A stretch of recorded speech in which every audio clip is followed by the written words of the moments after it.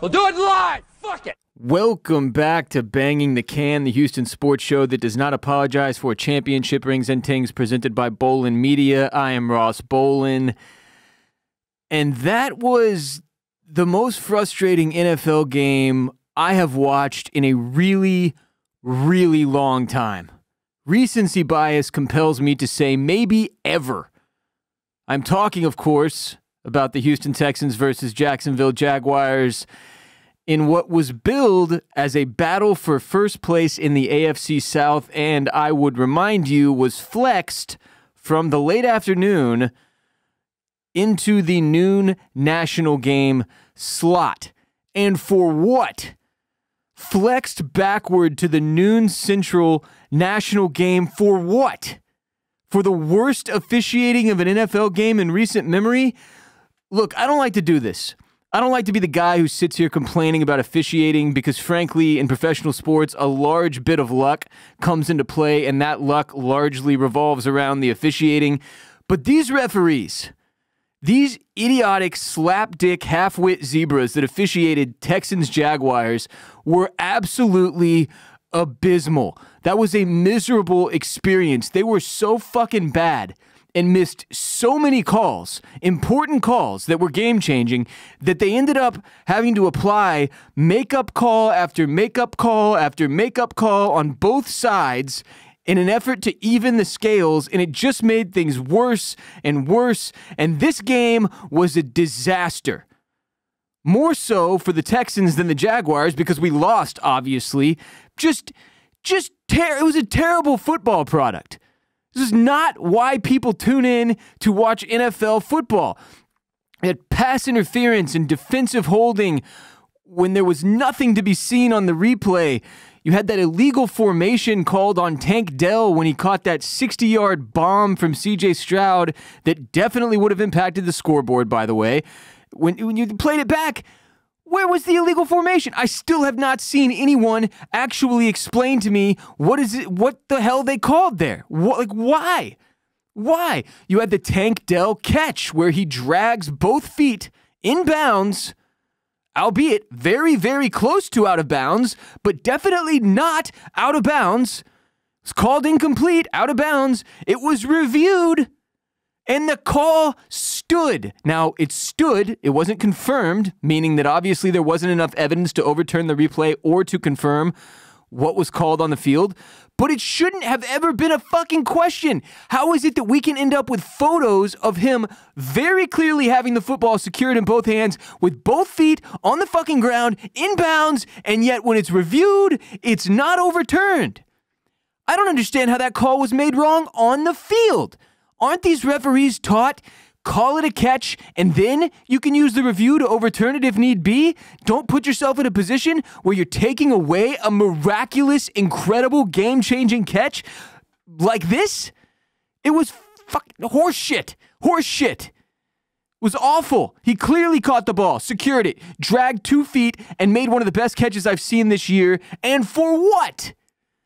For it all to get taken away. There was the missed hold on the Texans, resulted in an interception by Derek Stingley Jr., leads to a touchdown for the Texans. I'm going to give you one here that went against the Jaguars. That was very clear cut, and it seemed like that was a makeup call for the missed call on Tank Dell, and they just went back and forth, back and forth. Terrible call after terrible call, trying to fix a game that they very clearly broke, these referees. You had the ball, and this is perhaps the most egregious. All the other ones, I get it. Referees make mistakes. It's a difficult game to officiate, whatever. You can write it off 100 different ways, but the one that really, really grinds my gears, we're going for a fucking game-tying field goal. Seconds left on the clock, and they incorrectly spot the ball 2 yards further away than it should have been. If you watch the replay, where he went down versus where they spotted the ball and forced us to kick the field goal from that resulted in the doink from hell, they're 2 yards off. How the fuck does that happen?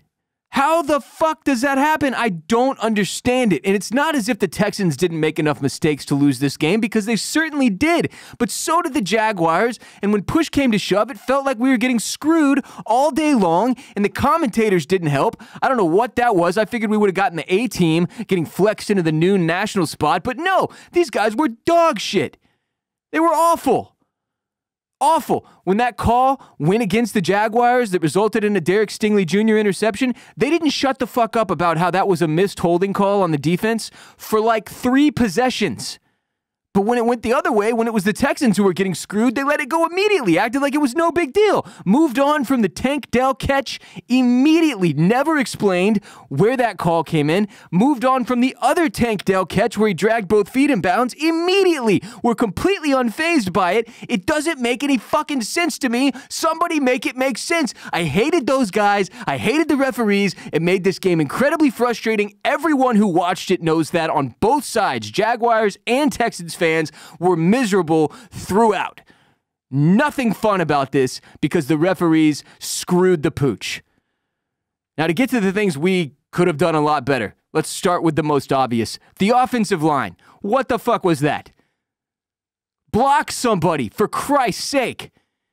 The one thing I have said week after week after week, regardless of your expectations for this season, if you think we're a playoff team, if you're delusional enough to think we should compete for a Super Bowl this year, or if you think this is still a rebuilding season and we shouldn't have any expectations at all, the one thing that matters most is keeping CJ Stroud healthy. Blocking from the offensive line plays a massive role in that, does it not? And yet these dudes couldn't block a paper fucking bag on Sunday. It was embarrassing. It was a dumpster fire. They got completely dominated by the Jaguars D-line. CJ Stroud was running for his life all day. Now, one positive that came from that is it eventually forced him to actually look downfield and run the ball himself, but there was still plenty of opportunities where we saw CJ Stroud hesitant to cross the line of scrimmage with the ball in hand and run for it, and that was a little bit frustrating. That's one of the few areas that I can see for CJ that he can clearly get better. He's good on his feet. He's got to take advantage of the fact that he is good at scrambling, and that if you're going to turn a bad situation into a decent one, when you're pushed out of the pocket and there's nobody on the spy to make sure you don't run, you've got to run. There were a couple of times where it was 3rd and 1 and then 4th and 1 in the same possession, back-to-back plays where he chunked like 30-plus yard passes when it looked like he had a running lane to secure the first down himself. That didn't make sense to me, but largely it's still on the offensive line to keep him protected. They were all over his ass all day. He never had time. He didn't have the opportunities he should have, and that was sad. That was sad. Very unfair. They've got to be better. I know we've had injuries. I know guys have missed a lot of time this season. The offensive line has been patched up. I don't give a fuck. They've got to be better than that. We didn't have a lot of offensive holding calls on the offensive line this game. I would rather you hold than let that man get hurt. Offensive line has got to be better. We wasted 2, not 1, but 2 second-half timeouts on substitution issues. 12 men on the field. Can't have those kind of mistakes. You can't have those kind of mistakes. You can't have them in the second fucking half when they're costing you valuable timeouts that you desperately, desperately end up needing because you're trying to make a game-tying or winning drive with very little time on the clock. You need your fucking timeouts. Fuck. Going back to the Bobby Slowick. Look, I put this shit on the offensive coordinator regardless of what CJ Stroud, the rookie quarterback, decides to do. But going for it, going deep on 3rd and 1 and 4th and 1 in consecutive plays and failing both times was ridiculous. Ridiculous, especially now that we've established some semblance of a running game over the past few weeks, even if it didn't come up and show itself in this Jaguars game. I didn't understand that. John McClain, the general, seems to think that both of those throws were on CJ Stroud and those were not what Bobby Slowick called. I don't care. That still falls on the offensive coordinator to me, and I'm not sure if John McClain still has his, fastball when it comes to judging what's happening on the field of play, but all that is to say, some perplexing play calls still. Not as many this game, but those 2 stood out as like real brain busters. Like, what the fuck are we doing? 3rd and 1, 4th and 1, we're throwing deep both times? Game on the line? It just seemed ridiculous. Calvin Ridley carved up our secondary. There's not really anybody that had like a stellar game the more that I think about it and talk about it. The secondary was dog shit. The defensive line did not create all that much pressure. Trevor Lawrence is running around fucking doing whatever he wanted back there. They converted multiple 3rd and longs that they should not have had a chance to convert. But Calvin really made us look stupid, in part because there was a couple of calls that went against Houston that were phantom calls. It was defensive holding, and then they showed the replay. It was some fucking hand fighting. It happens every play. You could call that every single play if you wanted to. Infuriating. As far as the running game goes, Singletary is clearly our RB1. He's RB1. All right, Dameon Pierce, regardless of if he's healthy and back, he's RB2. There shouldn't be any question about this. It's pretty clear cut. We've seen both guys. One of them is better than the other, and it's Singletary. Regardless, the run game was once again unable to get anything going as a result of the offensive line getting fucking manhandled. There were no holes to run through, couldn't get anything going on the ground, which just made it even easier for them to blitz over and over and apply pressure to CJ Stroud because nobody could block for shit. Throw your body in front of a guy if you have to. Do something. God almighty, just terrible. CJ Stroud was our leading rusher with 47 yards on 6 attempts. He could have had 75 plus if he had run a couple of times that he chose to go deep. But for whatever reason, maybe they've coached him on this. Maybe they've told CJ, do not run downfield. We don't want you to get hurt. But it's not going to matter if the offensive line can't block whether or not he stays behind the line of scrimmage. Get him out there. Teach him to slide better. Something.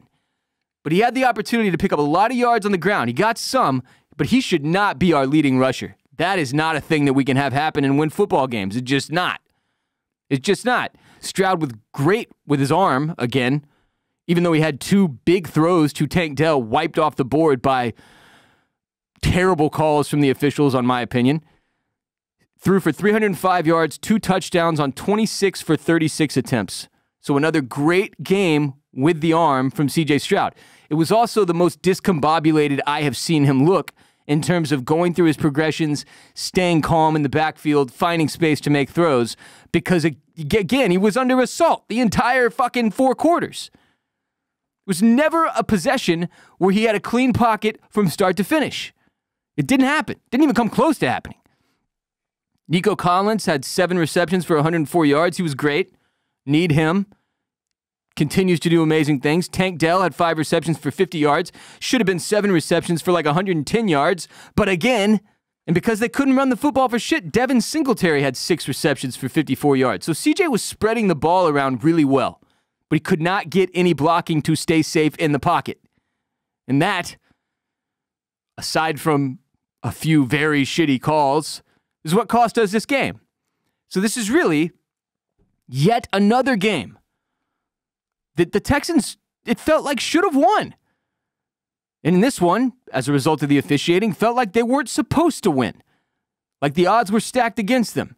And so we fall to 6-5, when I would argue we could be 10-1. We really could be. At the very least, 9-2. But we're 6-5 because things have not broken our way in several of these games. But this one was far and away the most frustrating to watch in terms of just feeling like it wasn't even, we didn't even have a chance. Brutal. I feel bad for Matt Amendola as our kicker. What in the hell? I mean, the dude is, I think, 0 for 4 on 50-plus yards kicks. We took this dude off his couch when obviously Fairbairn got hurt. He's on injured reserve. But they might have to go find somebody else because it's one of those things with kickers where, like, after a certain amount of bad momentum, it becomes really difficult to overcome. You get in your own head. And I don't know if Amendola is going to be our guy for the rest of the season. I don't know if he can be. But he got fucked on that last kick, that potential game-tying field goal, where it looked like, from my eyes, from what I saw, he had to kick from 2 yards further back, and then he doinked it off the crossbar, dead center, and you could tell he took a little bit off of it because of the prior field goal he missed, where he had all of the distance but not the right aim. And that is just backbreaking. It was brutal. It was a tough football game to watch. And we're on to, the Denver Broncos, who are also 6-5 next week, but they've gained some momentum. They look better than they have at the beginning of the season. We're favored by 3.5 points when this one opens. The Texans are. It's back at NRG Stadium. This is a game you got to win, but it's going to be a tough one, just like the Jags game was. It's another team that's not bad. It's not as bad as we thought they were. The Jags have looked decent all season. The Broncos looked like ass to start out. You got to go and win this one. Can't fall back to 500. Got to find a way to get to 7-5, and the playoff picture opens back up. But this was a brutal, brutal loss against the Jaguars in terms of the Texans' playoff hopes. And it felt like one where we got screwed over and over, and then it turned into this make-up call seesaw with the referees that just went back and forth, and it was nearly unwatchable. Just miserable. Miserable football. If you need a positive takeaway, the battle red, all candy red uniforms and helmet combo looked great. That was about it. CJ Stroud's really good at throwing the football. We already knew that. Cool uniforms. Terrible, terrible offensive line. Not enough pressure from the D-line. Defensive backs looked like ass. Got worked. Couldn't get a running game going. Receivers were getting screwed by bad calls left and right. It was a mess out there. It was truly a mess. Truly, truly terrible. The NFL should be ashamed. But the Texans fall to 6-5 with that loss to the Jaguars. A painful, painful loss. And we move on to the Broncos next week. We do not have a sponsor for this week's show, so today's episode is brought to you by Bolen Media, my startup with several great shows aside from Banging the Can for you to enjoy. First off, my comedy show, the Ross Bolen Podcast, is available wherever you get your can banging. If you like TV and film, Oysters, Clams, and Cockles is the show for you, hosted by me and one of my best friends of over 20 years, homegrown Houston talent Barrett Dudley. If you're an F1 fan, Formula Bone provides Bolen Media's premier F1 programming on podcast platforms as well as on youtube.com/@FormulaBone with over 100,000 YouTube subscribers loving F1 with Formula Bone. We appreciate your support enormously. Our content does not exist without content consumers like you supporting us, and I hope you'll continue sharing not only the most unapologetic Houston sports show in existence with your friends and family, but all the Bolen Media content you think they'll enjoy with your friends and family this holiday season. To move on from the Texans to something slightly more positive, the Rockets pulled together another huge win in the in-season tournament, the first ever inaugural in-season tournament, against the Denver Nuggets, the defending champion Denver Nuggets, beat them again. And trying not to overreact to this win, first of all, it puts us one win away from winning our group in the in-season tournament, the Rockets. But it does look like we match up particularly well with the Denver Nuggets. I will say that. That's my way of not putting too much stock in beating Denver twice already this season. We look like we match up particularly well with them. Okay? And all in all, though, what we're looking for week after week with the Rockets here is steps in the right direction, right? Same thing we were looking for the first several weeks with the Texans before it became apparent that, holy shit, we might actually be competing for an AFC South championship and potentially a playoff spot before this disaster against the Jaguars, which took some of that away. The Rockets taking steps in the right direction week after week. You've seen guys like Jalen Green get benched in the fourth quarter of that loss before the Nuggets game come out and respond. That is a show of maturity and professional poise that is necessary to be a winner in the NBA. And Jalen Green accomplished that by having a huge game against the Nuggets. Looks like he is finding his place in the offense, getting his confidence, knowing when to attack the rim. His shot has looked a little more consistent. He looked terrible in the first quarter of the Nuggets game, then great for the last three quarters. Jalen Green is a guy that if he can take the next step, we're in a fucking fantastic spot as Rockets fans. With all the other young talent surrounding him and with Alperen Sengun looking like a future all-star, that pairing of Jalen Green and Alperen Sengun could be enormous if Jalen can continue to grow and become more consistent with his game. Because Alp is there. He is consistent. He is continuing to grow. He looks great week after week. Pretty much no matter who he's up against. Reigning NBA Finals MVP Jokic, doesn't matter. Alp does his thing. Hangs with him. You know, Jokic is going to get his. He's going to get his numbers. He's one of those guys. You can't do anything to stop it. It's not happening. He's there. But if you can hang with him, if you can try to match his productivity like Şengün came close to doing, then you're fine. Jabari Smith Jr., consistently holding his own, doing his thing, playing well. Fred VanVleet continues to be a great veteran leader of the offense as point guard. Dylan Brooks has had his moments where he's a great defender. He can't stay out of fucking foul trouble, though. If Dylan Brooks can stop fouling so much so early, then he'll be a lot more productive. It should go without saying. But all in all, this team has looked like a young, scrappy, overall young. We've got the veterans, too. Jeff Green has been a monster defensively, great on the boards, great with the blocks, playing better offensively than I expected. We've got all the pieces. They're there. Now it's on Ime Udoka to continue working with these dudes week after week after week, game after game after game, and continuing to build momentum in the right direction, which he has done every single week so far this season. Even at the low points where we blew a game or looked like dog shit for a day, they've bounced back. They've found a way to keep it moving. And that's what we're looking for with the Rockets. So, encouraging win in this in-season tournament. Like, let's be honest. Not having expectations to do anything close to competing for an NBA championship this season, which that's where we're at, just to be clear. The in-season tournament matters a lot more to us because this is possible, right? I mean, we want to go as deep into this thing as we possibly can at the very least. We definitely want to exit our group.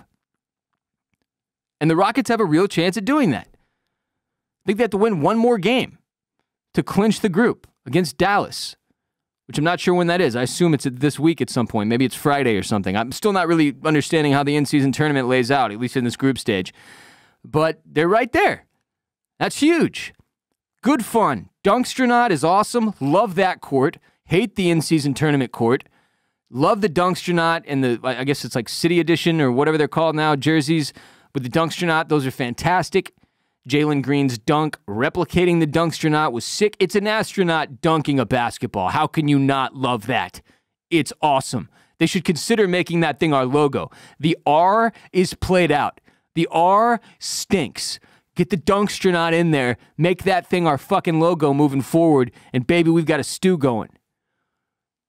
Rockets look good, though. Ime Udoka, I still can't say enough, deserves so much credit for the turnaround that this team has experienced from one year to the next in the same way that D'Amico Ryans does, albeit D'Amico has had a little bit of, I'll say, misfortune in terms of the way things unfolded in several of these losses that the Texans have experienced.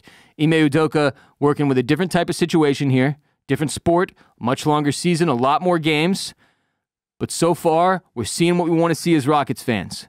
We're seeing what we want to see, and that's all I can ask for. It's a great, great time to be a Rockets fan, a great time to be a Texans fan, even if it was a fucking frustrating one this past weekend. Astros are obviously the Astros, and then you got the Dynamo progressing through the playoffs. Got another win this weekend. Huge. Not a Dynamo guy, not an MLS guy, but happy for those of you who are. Congratulations. What do they say? Hold it down, Dynamo. I think they got this. They got their little slogan is like the sign-off I use for my show. One of us is infringing on the other's copyright and trademark, and I'm going to guess it's me. That being said, congratulations to the Dynamo. I'm trying to stay positive. I'm still pissed off. All right, it's like lunchtime on Monday. I'm still pissed off about what happened yesterday around the same time with the fucking Texans-Jags game. But all in all, we've got a lot to be happy about. Great time to be a Houston sports fan, and that will do it for today's show. But remember, every episode of Banging the Can is available in full video for you to watch if you'd prefer on youtube.com/@bangingthecan. youtube.com/@bangingthecan. Frankly, if you love the show, if you want to support what we're doing here, and you're an audio podcast person, that's cool. Still go subscribe on YouTube. Take the time. It means a lot. Helps us continue to grow the show. And on that note, please share the most unapologetic Houston sports show in existence with your friends and family this holiday season. Tell them about what we've got going here on Banging the Can. Subscribe on their phone on YouTube or on Spotify or Apple Podcasts for them if you need to, for your aunt or uncle who has no idea how to use technology or whatever. Check out my media startup, Bolen Media, at bolenmedia.com. My comedy show, The Ross Bolen Podcast, available wherever you consume Banging the Can. Follow our show on TikTok, at Banging the Can, for clips, as well as Instagram and Twitter. Well, X, at Banging the Can. I usually live tweet during Texans games and Big Rockets games. on X, formerly known as Twitter, at Banging the Can, if you want to follow along there. And for my personal accounts, I am Ross Bolen. You can follow me on Twitter and Instagram at WRBolen, at WRBOLEN. I'll be back soon. Until next time, H-Town, stay down.